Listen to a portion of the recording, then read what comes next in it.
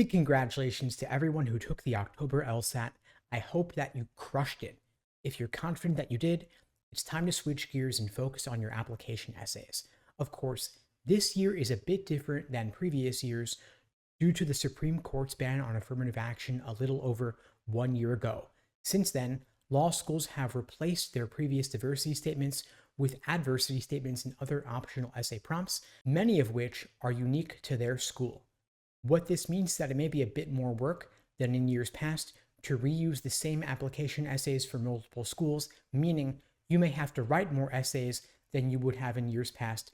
But don't let this discourage you from applying to as many schools as you otherwise would have, because the more schools you apply to, the more offers of admission you'll get, and the more scholarship money you'll get, leading to better outcomes of admission and better scholarship offers as well, meaning that you'll have more scholarship negotiation leverage. Now, if you're worried about doing all the work involved in writing all those different essays, my team and I would be glad to help you out in reducing that workload.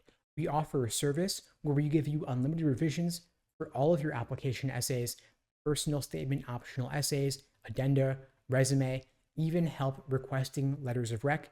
If it's part of your application, we'll help you do it. And if you don't even yet have a rough draft, we'll help you create one. Of course, we're not going to write the essays for you, but we'll take your words and help you craft them into strong, compelling narratives to help you get the best possible offers of admission. Now, of course, the number one factor in the law school admissions process is not your essays, but rather your LSAT score. And so if you're not feeling like the LSAT went your way in October, we would recommend, of course, that you retake the LSAT. You could retake it in November, January, or February. That's right, the February LSAT is not too late. Now, of course, all else being equal, it's better to apply to law school earlier rather than later, but the thing is, all else is rarely equal. If you would benefit in terms of getting a higher LSAT score by retaking the LSAT and delaying your application a month or two, it's well worth it. Better to apply in February with a 175 than to apply in October or November with a 170. And your retake prep could involve as little as doing one timed practice test per week and reviewing it in depth. Of course, if you're fortunate enough to be able to study for the LSAT full time, you might want to do two timed practice tests per week, review them in depth, maybe drill some weak areas on the side. And retaking the LSAT is well worth it. In fact, I recommend everyone take the LSAT more than once for the simple reason that law schools do not average multiple LSAT scores, but rather they only take the highest score.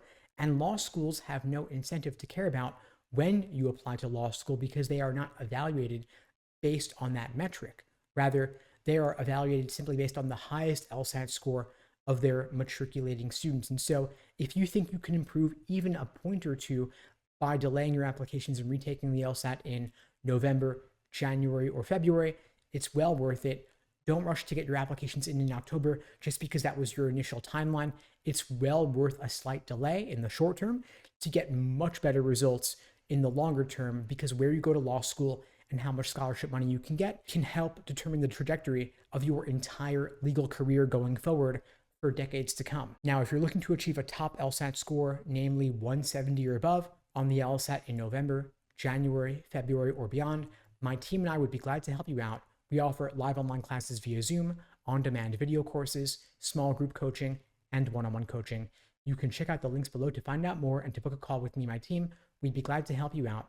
One service we offer all of our students is creating for you a personalized day-by-day study plan, laying out exactly what to do. I mentioned earlier, taking a timed practice test per week, maybe 2 timed tests a week, reviewing them in depth, drilling weak areas on the side. It's incredibly important to have a structured plan of attack because you don't want to leave your prep to chance based on how you're feeling that day.